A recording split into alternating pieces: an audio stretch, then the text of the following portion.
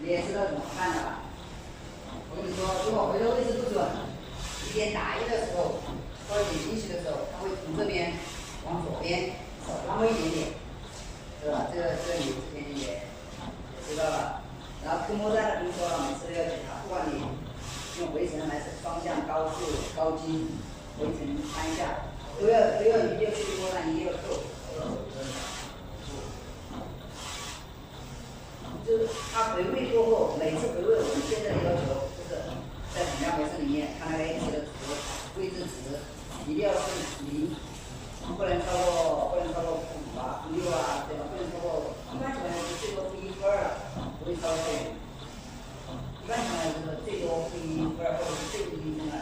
而且这个框你一定要记得，一定要尝试到。哦，我没点镜像。